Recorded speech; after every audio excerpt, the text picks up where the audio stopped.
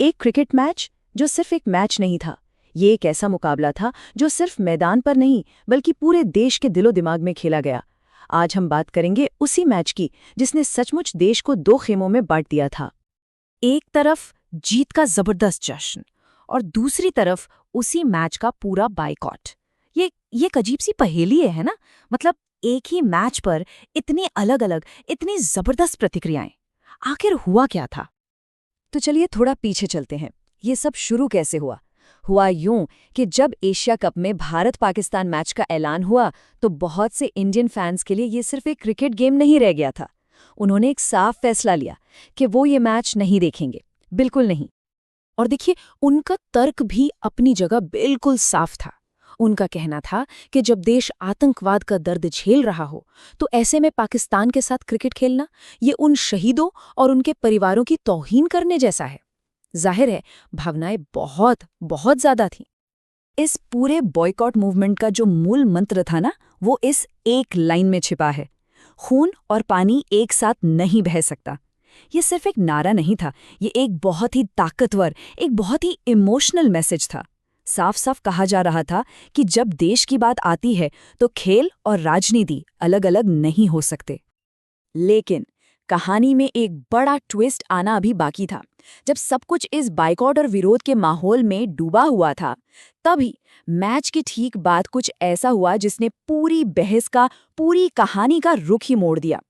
एक खिलाड़ी के कुछ शब्द मैच के रिजल्ट से भी कहीं ज्यादा भारी पड़ गए। जी हाँ, सिर्फ एक बयान, और उस एक बयान ने इस पूरी बहस को एक बिल्कुल ही नई दिशा दे दी। मैच खत्म हुआ और पोस्ट मैच प्रेजेंटेशन में सूर्य कुमार यादव ने जो कहा, उसने सब कुछ बदल दिया। उन्होंने कहा, जाने से पहले मैं कहना चाहूंगा कि हम पहलगाम हमले में मारे गए लोगों के परिवारों के साथ खड़े हैं। हम ये जीत हिंद की सेना को समर्पित करते हैं। बस ये शब्द हवा में गूंजे और रातों रात देश का मूड बदल गया। और इस बयान का असर बिजली की तरह हुआ। समझिए कि जो बहस अब तक सिर्फ खेलना चाहिए या नहीं खेलना चाहिए पर अटकी हुई थी, वो अचानक एक नए मोड़ पर आ खड़ी हुई। एक नया नजरिया सामने आ गया था। लोगों ने इसे पाकिस्तान के लिए एक डबल ब्लो कहा, मतलब दोहरी मार। और ये सिर्फ क्रिकेट में मिली हार नहीं थी, ये उससे कहीं कहीं ज्यादा था। तो सवाल ये है कि ये दोहरी मार थी क्या? चलिए समझते हैं। पहली मार तो थी मैदान पर, जहां पाकिस्तान को जबरदस्त हार का सामना करना पड़ा। और दूसरी मार, जो शायद उससे भी ज्यादा गहरी थी, वो मैदान के बाहर लगी। भारत ने जीत के उसी ग्लोबल स्टेज का इस्तेमाल दुनिया को एक बहुत सख्त संदेश देने के लिए किया। कह सकते हैं कि ये जले पर नमक छिड़कने जैसा था। तो यहाँ एक बड़ा सवाल खड़ा होता है, क्या सच में सिर्फ एक क्रिकेटर के बयान में इतनी ताकत थी कि उसने पूरे देश की सोच को, इस पूरी बहस को बदल कर रख दिया? देखिए, इस एक घटना ने क्रिकेट और नेशनलिज्म को लेकर एक बहुत बड़ी बहस छेड़ दी, और इस बहस में दो बिल्कुल अलग-अलग सोच आमने सामने आ गईं। तो ये दो खेमे कौन से थे? एक तरफ थी बायकॉट वाली सोच। उनका सिद्धांत वही था, खून और पानी एक साथ नहीं बह सकता। उनके लिए मैच न खेलना ही शहीदों को सम्मान देने का सही तरीका था। लेकिन दूसरी तरफ एक बिल्कुल नया नजरिया सामने आया, खेलो और उन्हें एक्सपोज करो। इस सोच के मुताबिक असली जवाब ये है कि मैदान पर जाओ, उन्हें बुरी तरह हराओ और फिर उसी बड़े मन से दुनिया के सामने उनकी असलियत रखो। ये ज्यादा असरदार है। अब इस पूरी बहस के बीच ना, कुछ लोगों का गुस्सा सीधे सीधे प्लेयर्स पर निकल रहा था कि भाई ये लोग खेलने गए ही क्यों?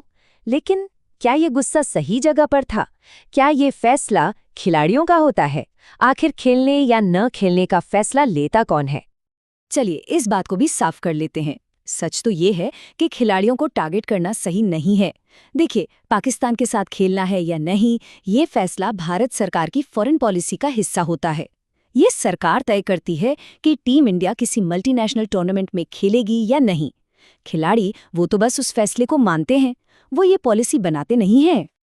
तो सूर्य कुमार यादव के उस एक बयान ने बहस को एक नया एंगल तो जरूर दिया, लेकिन कुछ बुनियादी सवाल वो आज भी वहीं के वहीं खड़े हैं, बिना जवाब के। हाँ, बातचीत का नजरिया बदल गया है, बहस का तरीका बदल गया है, लेकिन जो असली सवाल है, जो मूल दुविधा है, वो खत्म नहीं हुई है। तो आखिर में सवाल यही बचता है, सही रास्ता क्या है? क्या बायकॉट का रास्ता ही सही है, या फिर मैदान में उतरकर उन्हें हराकर ग्लोबल स्टेज पर उन्हें एक्सपोज करना एक नया और ज्यादा असरदार तरीका है? ये एक ऐसा सवाल है जिसका जवाब हम सबको मिलकर सोचना होगा।